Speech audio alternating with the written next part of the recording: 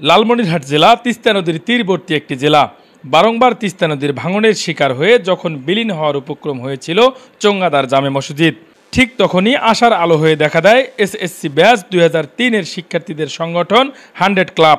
পরবর্তীতে 100 ক্লাবের অর্থায়নে ও আপনায়ন লালমনিরহাটের সার্বিক তত্ত্বাবধানে নির্মিত হয় দৃষ্টিনন্দন কাঠের দোতলা মসজিদ। নদীতে বিলীন হয়ে গেছে আমাদের মসজিদটা। তো মসজিদটা বিলীন হওয়ার পর 2-3 বছর এখানে আমরা ভাঙা মসজিদে নামাজ পড়েছিলাম। তো সেই সময় আমাদের অনেক অসুবিধা হয়েছিল। তো তারপর 100 ক্লাব আমাদেরকে একটা নতুন মসজিদ বানিয়ে দিল।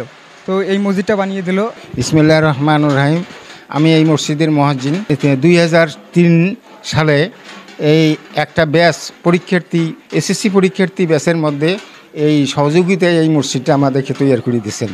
কাঠ, প্লেন শিট ও টালির টিন দিয়ে নির্মিত মসজিদটি যেন শুধু ইবাদতের স্থানই নয়, বরং এটি যেন দর্শনার্থীদের জন্য একটি শিল্পকর্ম। প্রতিটি কাঠেই রয়েছে হাতের তৈরি নিপুণ কারুকাজ।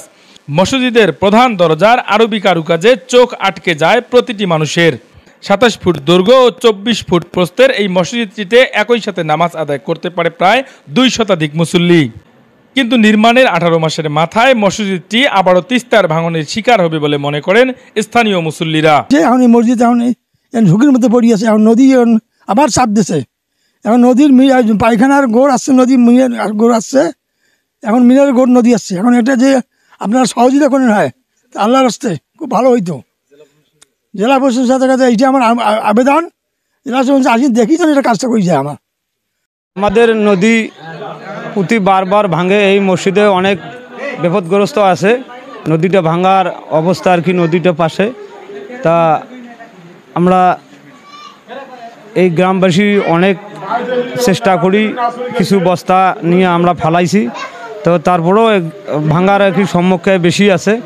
আমরা এই সরকারের কাছে দৃষ্টি আকর্ষণ করি বলতেছি যাতে আমাদের এই মসজিদের ওপর কিছু সাহায্য সহযোগিতা করে, যাতে আমরা নদী ভাঙন থেকে রক্ষা পাই। এই ভাঙন থেকে দৃষ্টিনন্দন মসজিদটি রক্ষার জন্য সমাজের বিত্তবান ও জেলা প্রশাসনের সুদৃষ্টি কামনা করেছেন মসজিদ কর্তৃপক্ষ। জেলা প্রশাসকের কাছে দৃষ্টি আকর্ষণ করে বলতেছি যে আমাদের এই নদী ভাঙন এলাকার যে কোনো একটা ব্যবস্থা গ্রহণ করার জন্য, না হলে তো আমাদের এই মসজিদটাও ভেঙে যাবে। আবার আমার অনুরোধ যে জেলা প্রশাসকের উপর এবং প্রশাসনের উপর যে তারা যেন এই দৃষ্টিপাত করে এবং সে পরিদর্শন করে এই মসজিদের একটা সুব্যবস্থা করার জন্য আমরা আবেদন করি। আমি এই মসজিদের ইমাম সাহেব। তো আমরা এই মসজিদ নিয়ে সবসময় আমরা টেনশনে থাকি কখন নদীতে ভেঙে যাবে। এক এক করে 4বার আমাদের মসজিদ নদীতে বিলীন হয়ে গেছে। তো সকলের কাছে দোয়া চাই এবং সহযোগিতা চাই যে আমাদের এই মসজিদের জন্য সবাই দোয়া করবেন। আল্লাহ তাআলা যেন আমাদেরকে নদী ভাঙ্গন থেকে রক্ষা করেন।